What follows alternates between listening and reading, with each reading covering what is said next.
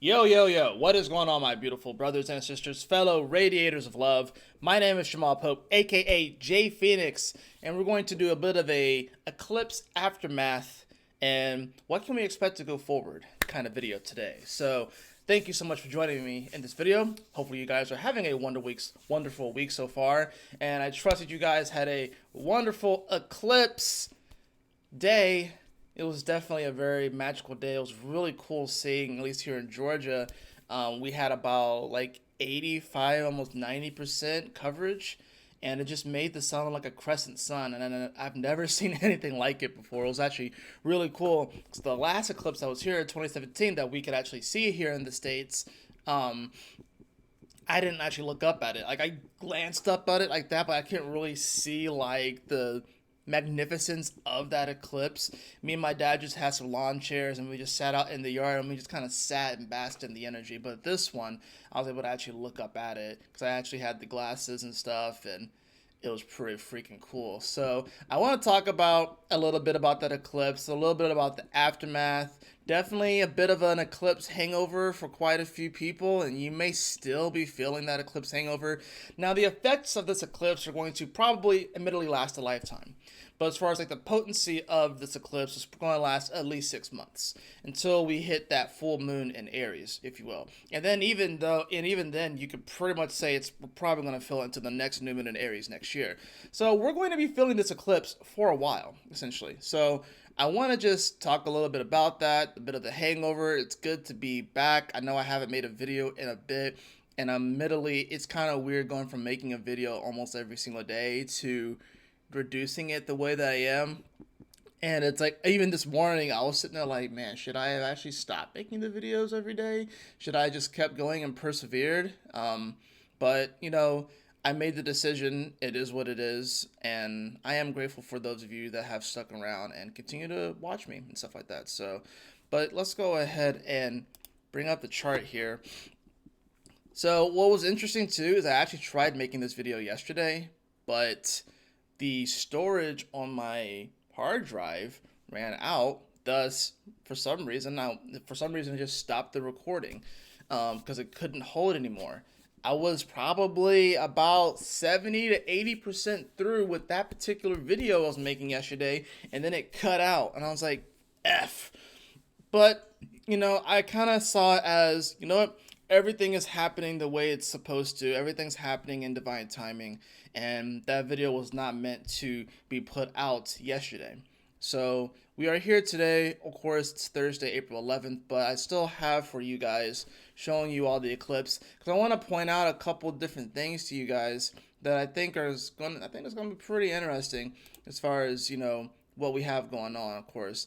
Now, that eclipse, of course, happened at the exaltation of the sun in Aries on the exalted degree at 19 degrees, exactly conjunct Chiron. So that Chiron is definitely causing a bit of that hangover that you're feeling because it's made things very, very sensitive, especially from an ego standpoint, especially from like a physical standpoint, especially from a who am I, what am I doing here standpoint, what is my purpose, what are my ambitions, what am I going for, what are my goals, what am I striving for.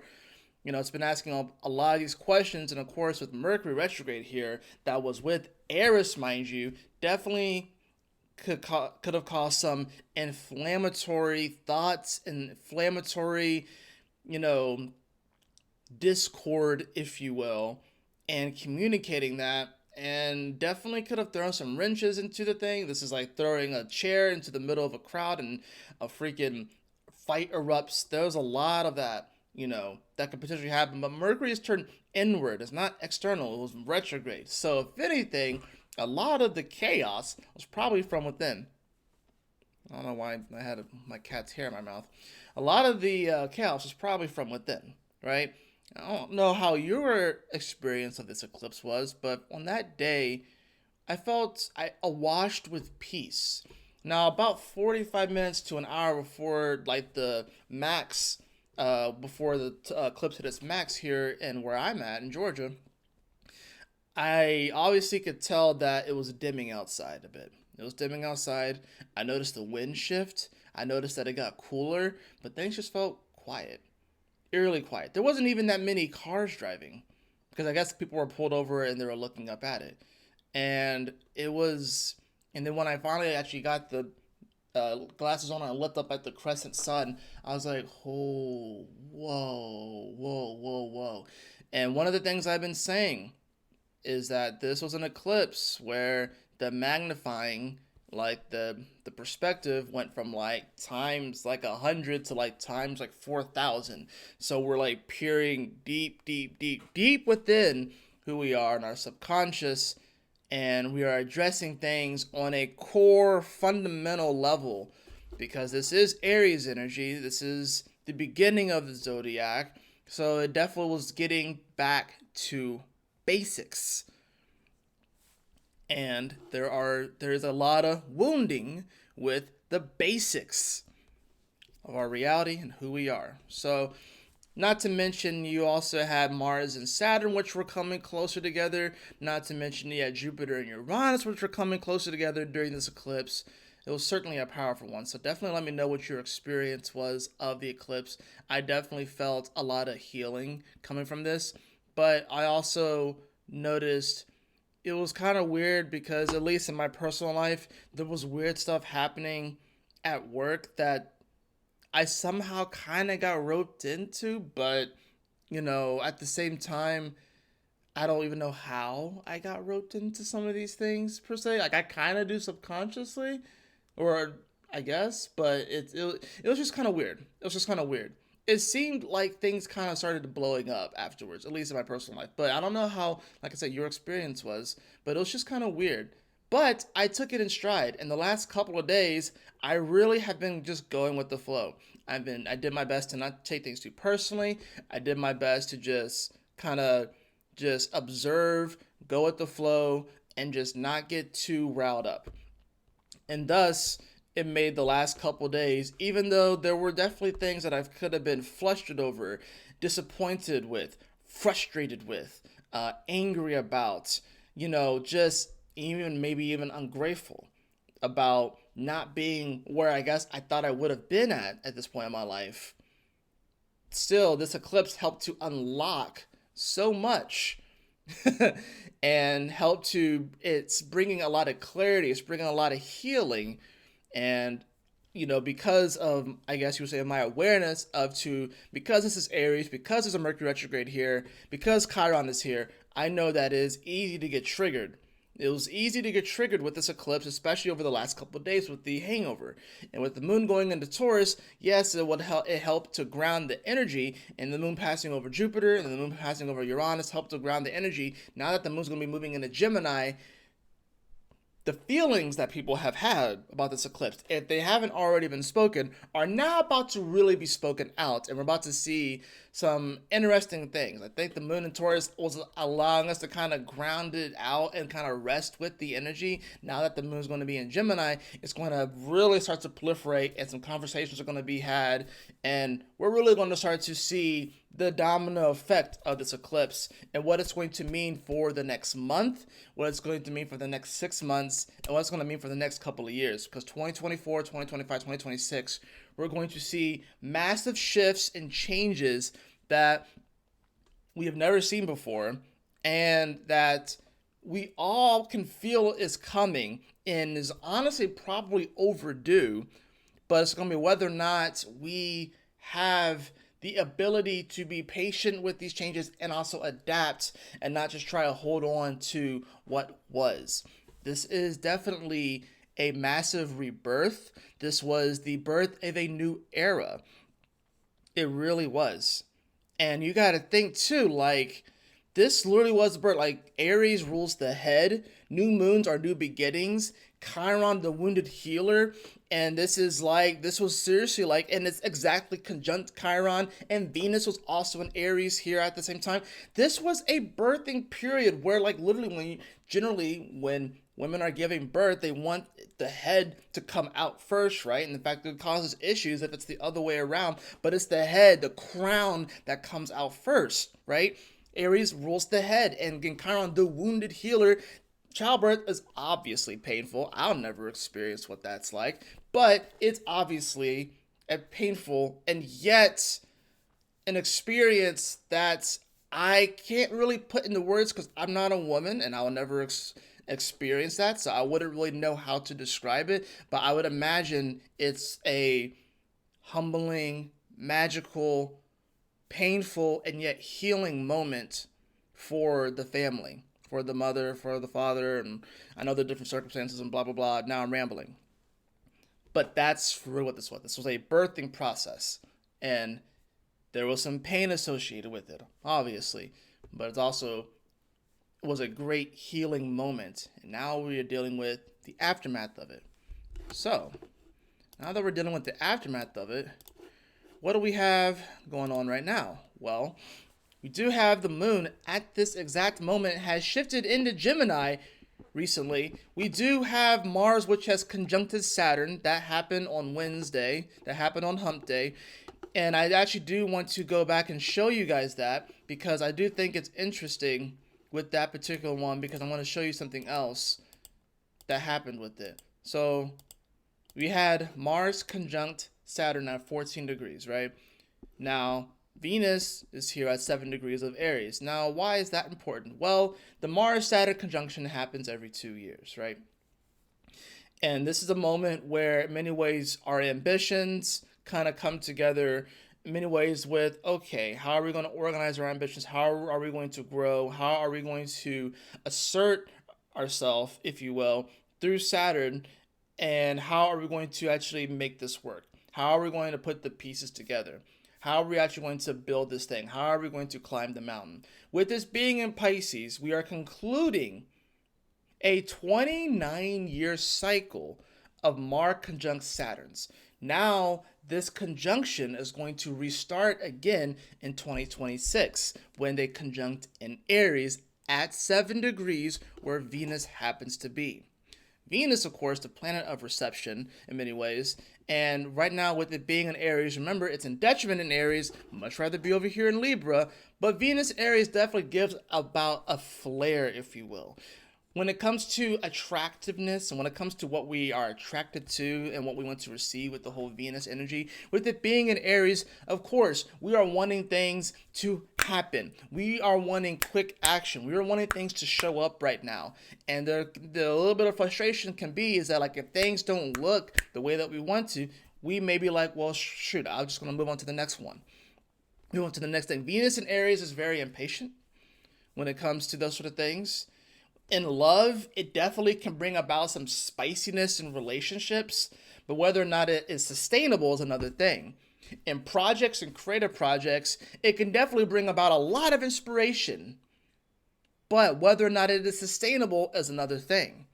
So these are the things that we're kind of are focusing on during that conjunction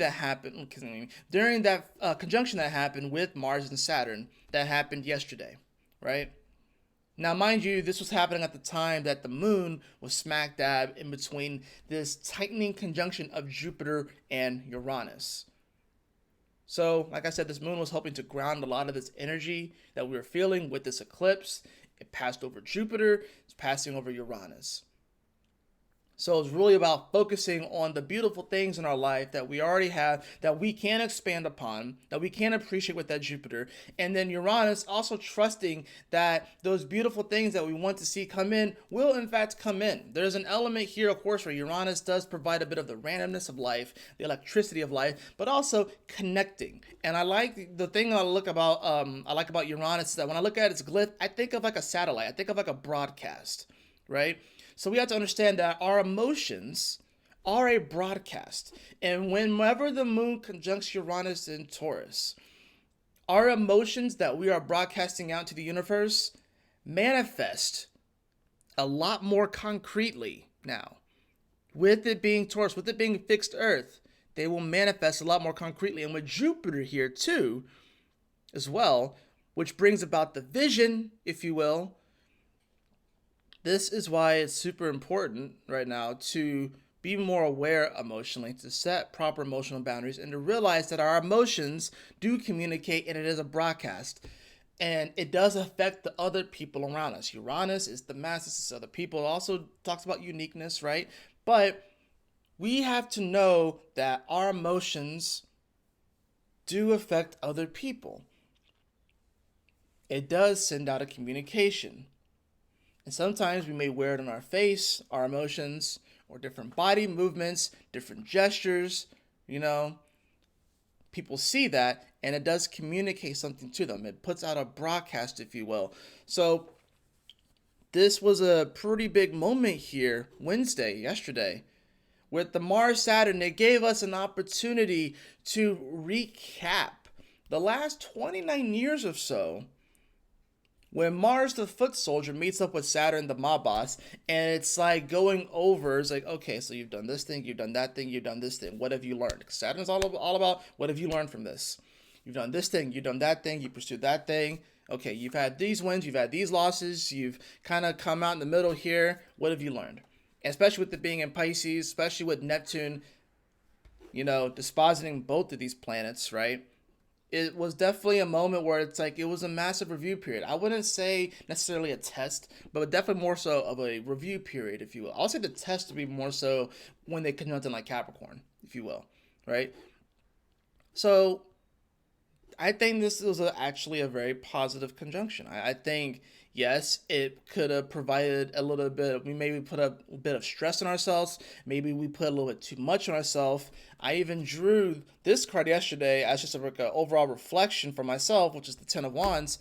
And I felt like that was very applicable. So many people probably feel the weight of the world on their shoulders because they probably make it themselves feel that way. And it's easy, especially as an empath, to kind of get caught up in that sort of thing, right? It's easy to get caught up in feeling the pain and the hurt of the world and of the populace, of the collective consciousness, if you will, right? That's what Pisces is. It's the collective consciousness. And those who have a sun in Pisces or prominent planets in Pisces are representatives of what that vibration actually is. So this Mars-Saturn conjunction was a great opportunity for us to reflect on the last 29 years of this cycle of Mars conjunct Saturn.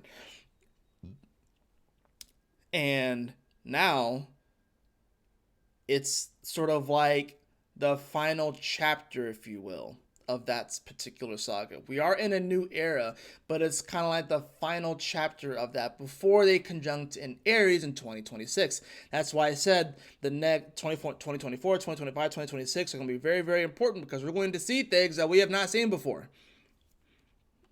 We're going to see things that we have not seen before. And like I said, when they do conjunct again, not day, I meant to do year. Hold on. Because we see Venus 7 degrees. Let's see when they conjunct again. It will be at 7 degrees.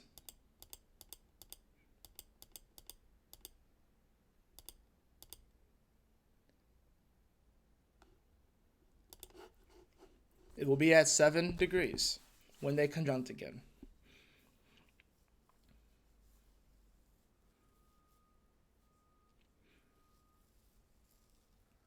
And the moon will happen to be in Gemini that day. The moon will happen to be in Gemini that day, where it is right now. Right? So 2 years and 8 days. And of course, we'll see the sun shift into Taurus that day as well. And it looks like we have some pretty interesting energy. We have like a grand water trine that day. It looks like between Jupiter, Black Moon, Lilith, and Vesta, so that's going to be a very powerful day. But I think the fact that they conjunct right there, and of course Mercury is also involved with this, we will definitely see that we are in a new reality. This will be a huge moment going into Taurus season, and this will start a new era of Saturn conjunct Mars for the next 29 years or so. So, because whenever they come together, it's like, okay, the actions that you've taken, what have you learned, what have you done? It kind of dishes out the karma and the reasons behind things, and then Mars goes past Saturn and goes out into the world and goes out and explore. That's what you got to think about it. It's like Saturn, kind of like Mars kind of comes back home to Saturn, if you will, and Saturn's like, okay, so I see you did this, I see you did that, and kind of like checks off different things, gives different experience points for what Mars has done, and then Mars moves past Saturn, and then it's like, okay, now it's time for the next step. Now it's time for the next adventure. and they do that sort of dance, right? And then every 2 years they come back together, you know. But as far as like the larger cycle, because there's cycles within cycles, but then you have the larger cycle of when they come back in Aries and it's fresh and it's new. It's kind of like, okay, this is like the beginning in many ways of the hero journey for a lot of people.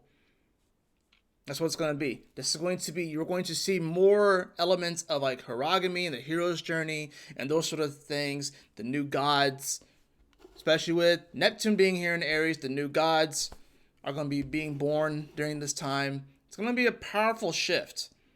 It really is. So just want to kind of key you into that. Now, as far as what's happening today, we have that moon moving into Gemini, and it is going to make a trine over to Pluto today, right? And we are going to see this moon. It's going to, over the next day or so, it's going to square Saturn, it's going to square Mars, it's going to square Neptune, it's going to sextile this energy. We do have the Sun Mercury conjunct as well that's happening, right? So this moon is being disposited by a Mercury retrograde.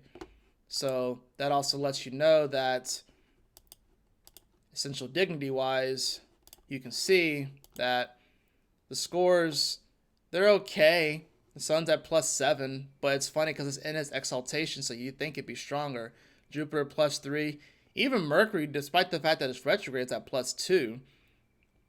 Mars is at +2. The moon is at +1. Venus is at -3. Saturn is at -5. So this is the thing. Like when it comes to like what we want, in many ways with like the Venus, and maybe even how we judge ourselves a lot of times with the whole Saturn energy. That energy is not very great right now.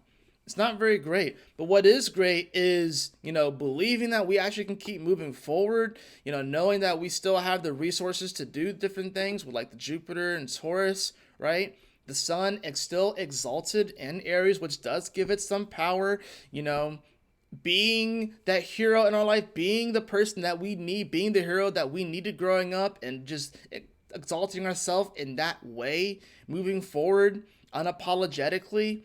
You know what I'm saying? And even if we don't necessarily feel that everything is congruent and as balanced as we want, we got to learn how to try and find the balance and try and find the peace within these moments.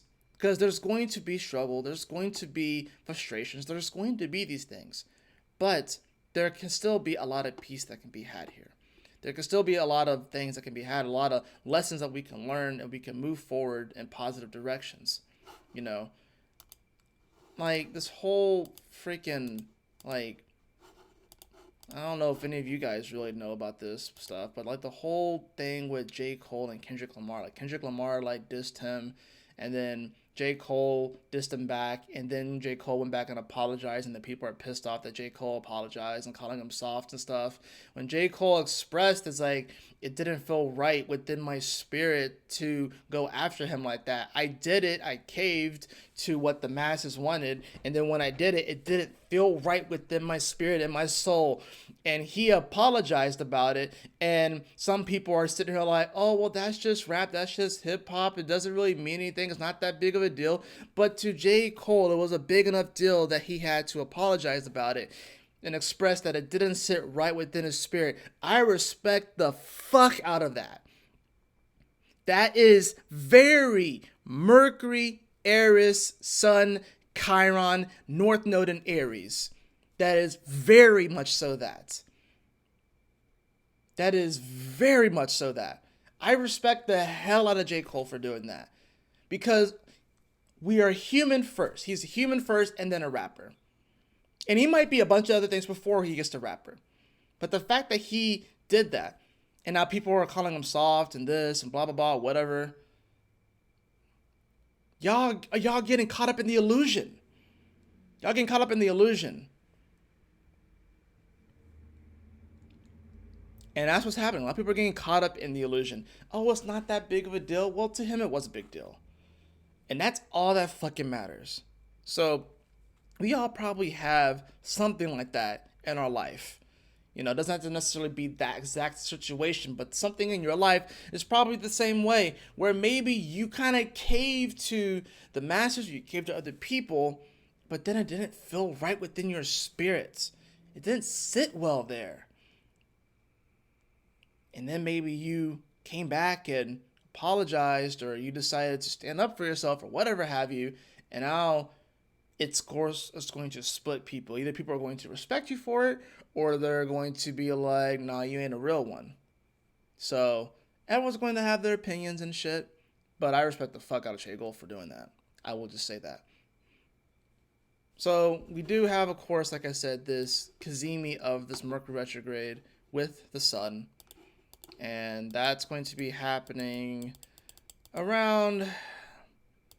We're going to see it happen, you know, pretty much between 6:40 and 7:40 Eastern Standard Time here in, you know, at least here on the East Coast. It's happening here at 22 degrees, of course.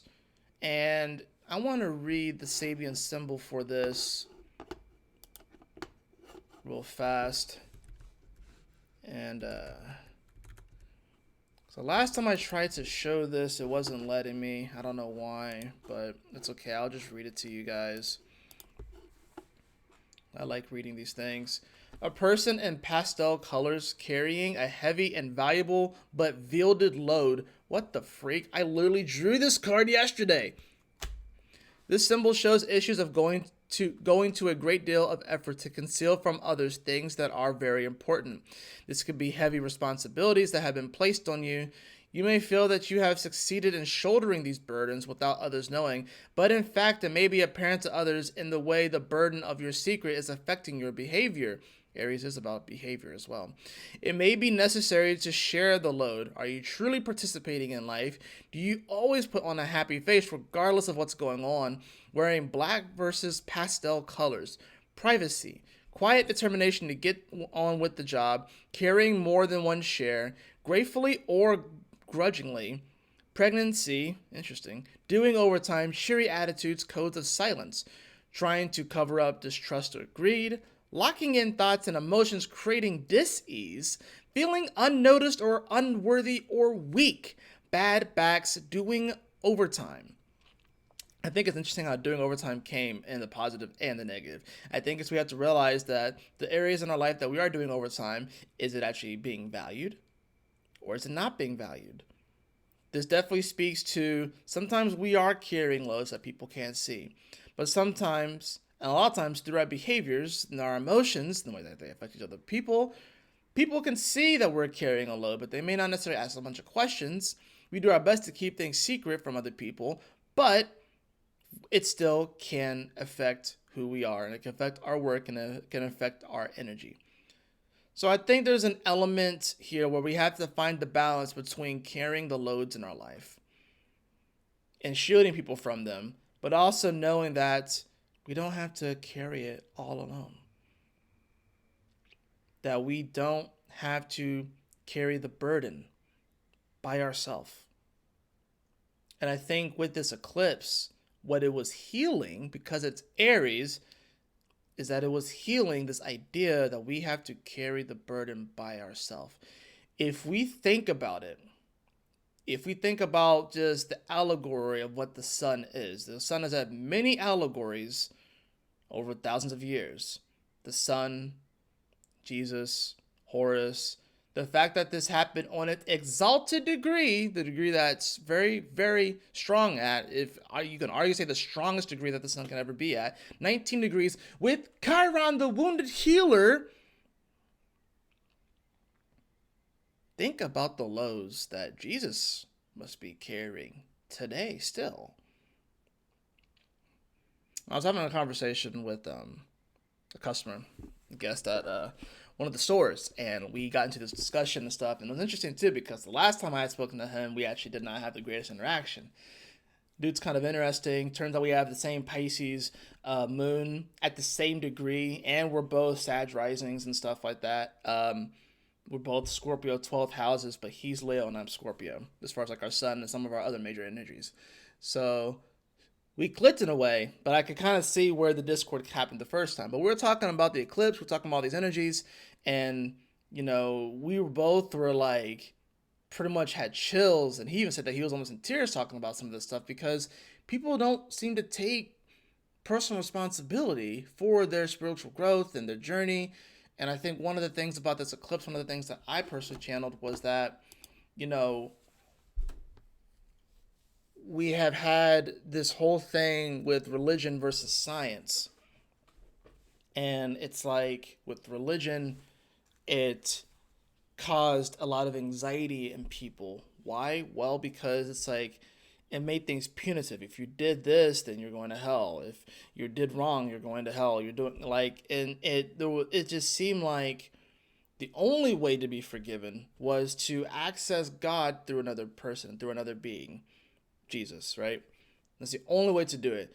And then we just dump all of our burdens, we dump all of our emotional, spiritual baggage shit onto one person, one being who just gives it to God, right? But it's outsourced people's relationship to God and said that it had to go through someone instead of you having that direct connection yourself. When Jesus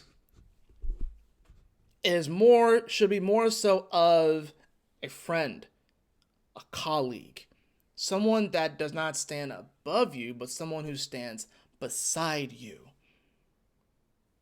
That's what all these beings taught, is that you can access God directly. He was just a representation of that. So I actually got profoundly sad when I thought about all of the shadows and darkness that people dump on this being, Jesus.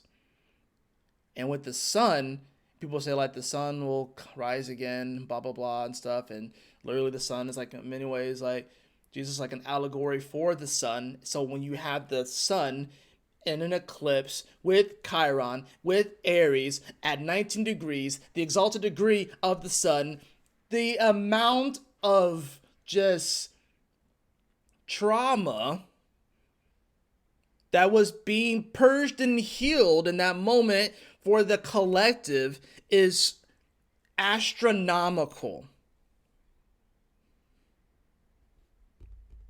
I felt like a burden has been lifted off of Jesus' shoulders.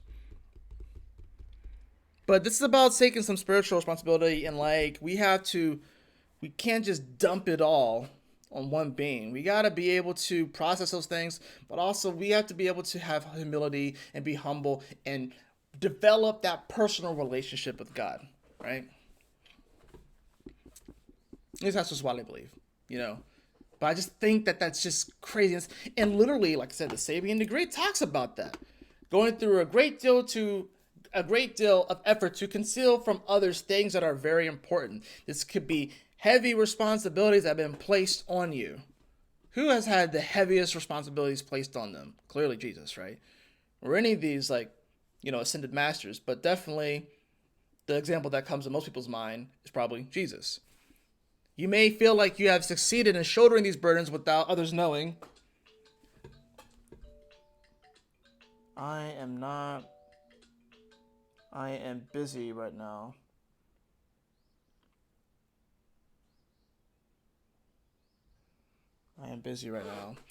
But yeah, you may feel that you have succeeded in shouldering these burdens without others knowing, but in fact, it may be apparent to others in the way the burden of your secret affecting your behavior. It may be necessary to share the load. I think so many people try to do this. They try to carry it all by themselves. And Aries is a very independent sign. Aries doesn't necessarily like Aries can use help. That's the thing about Aries too, because a lot of times Aries has like ideas and plans and they can be great leaders, but a lot of times they need someone to help kind of organize their thoughts and organize their actions so they can be more successful.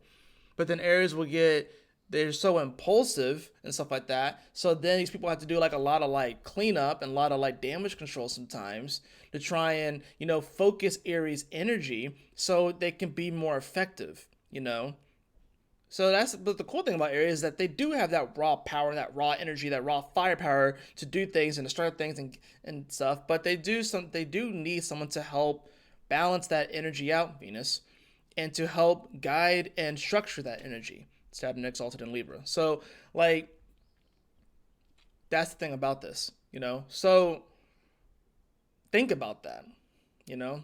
Think about, you know, you don't need to carry everything by yourself, man. You don't need to carry it all by yourself. You know, we have this, and I'm even seeing this. Hold on, let me move that back. I'm even seeing this in my place of work, and I have a feeling that there's going to be some. Well, I know there's going to be some interesting conversations that happen today at work. And for me, I feel like it's going to be eerily quiet at the start, and we'll see how things proliferate from there. But, you know, and it's interesting, but that's the degree that we're at, right? And it's not the degree that the eclipse happened at, but I think it's interesting that it is just 3 degrees past where the eclipse was at. And 3 is kind of an important number, too, right?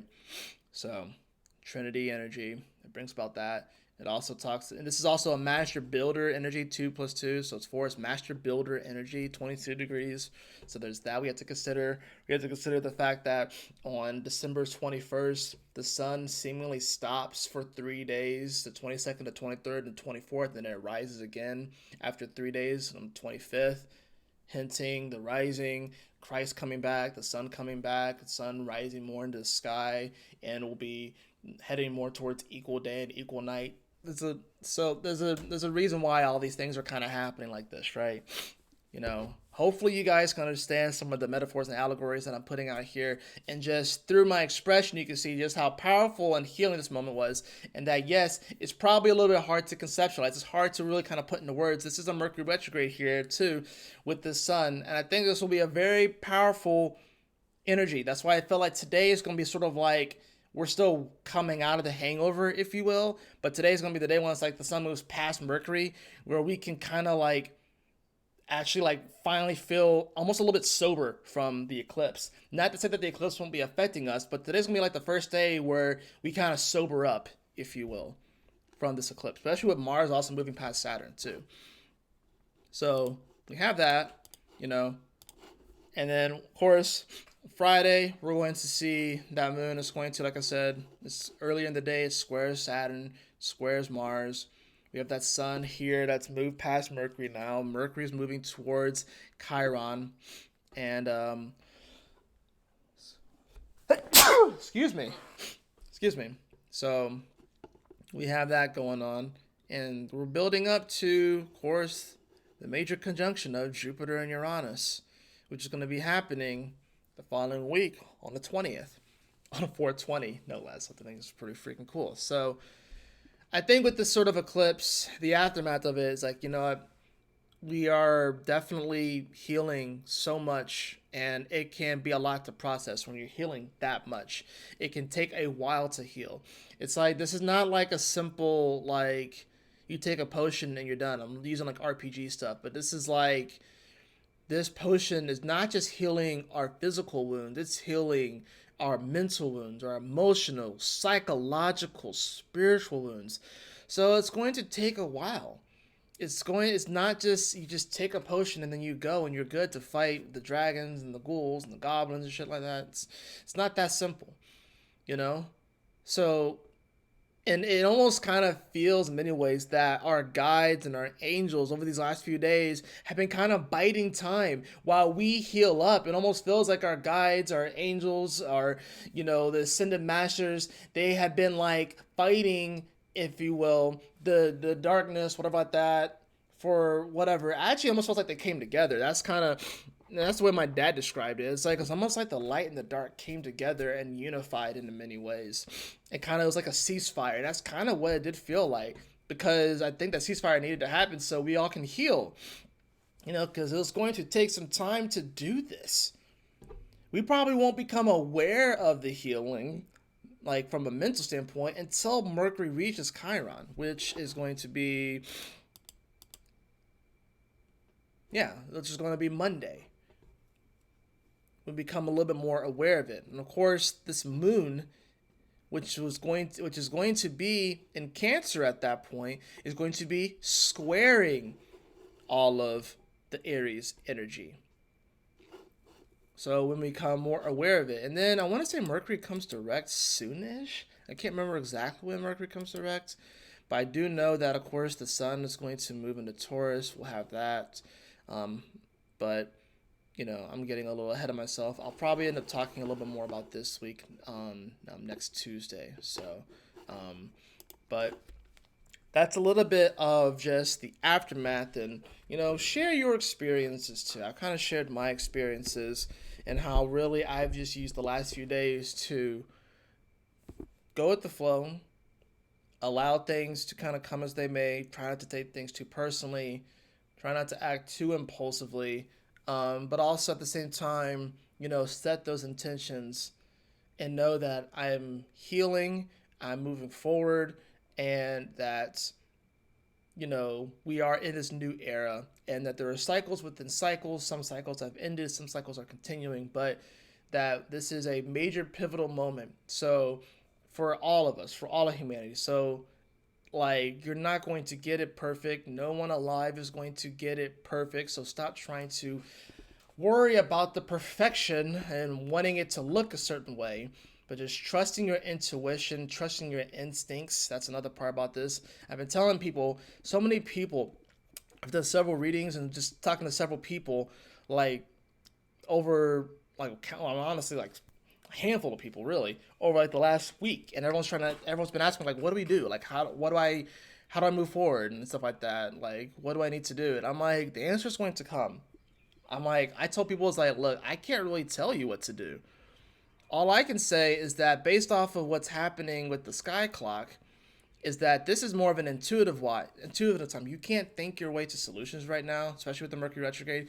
You can't logic your way to solutions right now. It's simply not there. This is a more intuitive time, and the answers will come. It's just going to take a little bit. I've been telling people, give it about a month. You'll really start to get more clarity in about a month or so. But give it some time. This is a major celestial event. That time between eclipses, between the full moon lunar eclipse in Libra to the new moon solar eclipse in Aries, that was probably the quickest 2 weeks. It felt like we just got shot out of a cannon, and now we're just oh, now we're here. So it's a bit of a delirium that we're kind of waking up from. We're finally here on Thursdays, we're starting to sober up from this. You can start to kind of conceptualize and put the pieces together of what the hell we just went through. But I'm telling you, trying to know all the answers right now, trying to figure it all out, that's not what this time is for. This is more of an intuitive time. This is a time for exploring our inner world and, knowing that it is okay to express who we really are on a fundamental and the most basic level. That it's actually okay to do that. I'm going to go ahead and draw some cards for you guys. Like I said, I know it's been a little bit since I have made a video and stuff, so this one's a little bit on the longer end, but this is kind of what I want my Tuesday video, which will probably be a live stream as well, to kind of be like. So I'll end up live streaming it, and I'll probably talk about the week and stuff like that, and some of the energies that are going to be coming up. I'll draw some cards. I may do some other stuff. So I don't know exactly how it's going to go, but that's sort of the intention. So, and then like I said, I'll probably make other smaller videos throughout the week, or do different educational segments and stuff too, because I think that's a really important thing. I want to teach the language of astrology because it is a language. So,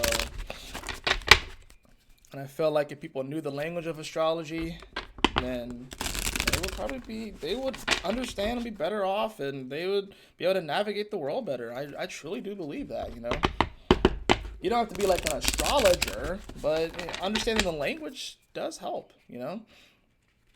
Just like if you're going to another country, if you understand the language to a certain degree, it does help. You don't have to fully immerse yourself and know the language and be like a native speaker. I think that's part of the problem with a lot of the religions, stuff like that. It's good to know some of the things about them, and to appreciate them, But to fully immerse yourself, and then if you're not doing that, then it means something's wrong with you. I'm not expecting you to be an astrologer to the degree that I am. I just want to be able to teach the language of it, right?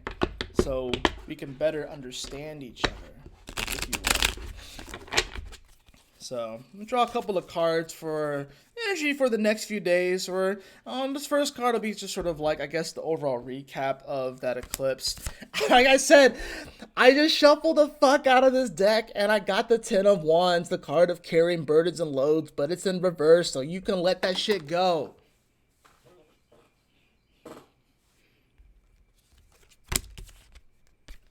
Ace of Cups.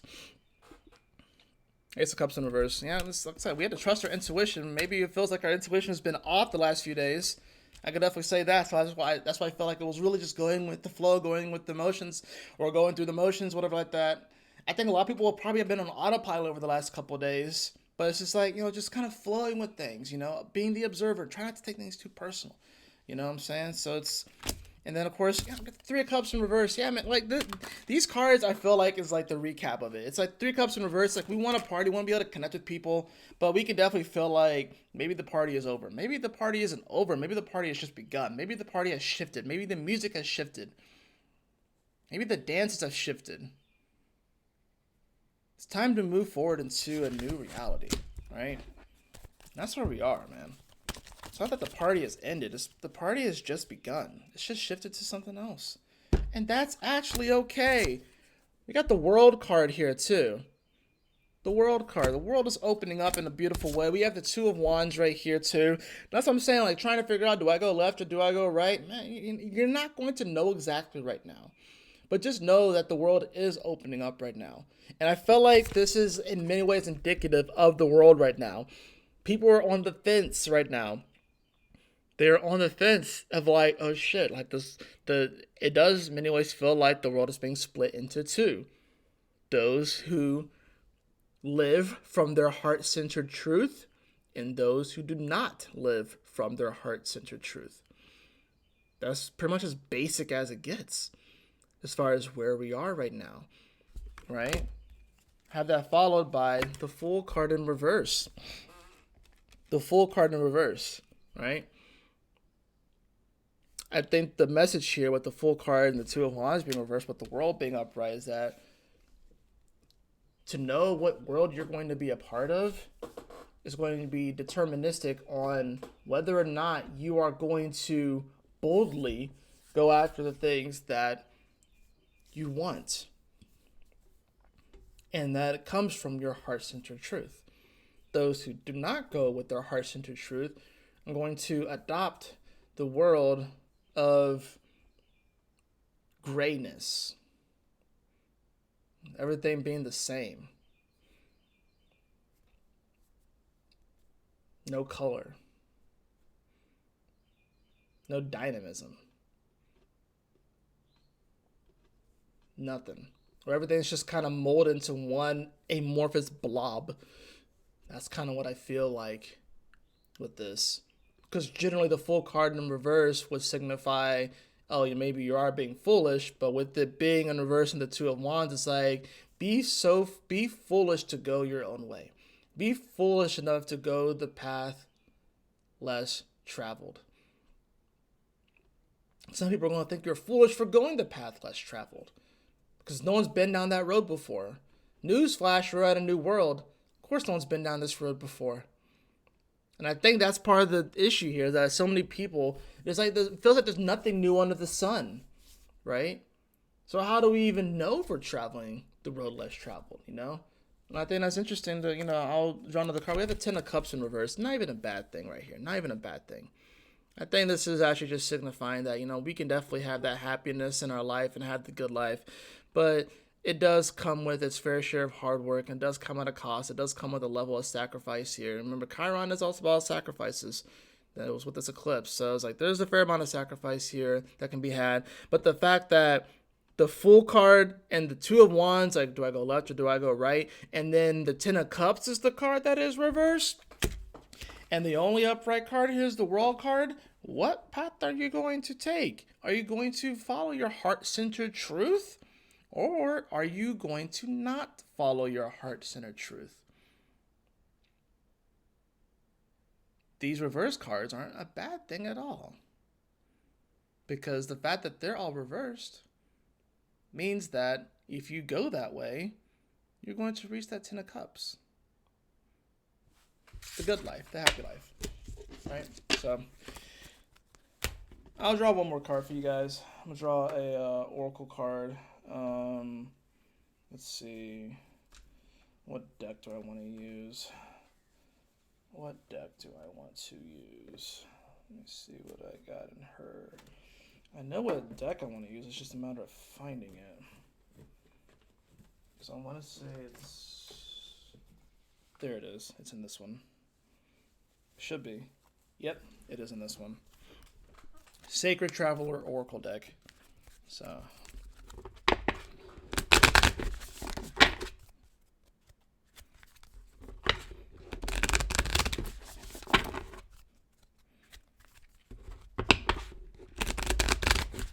I trust that this message will assist you on your journey today.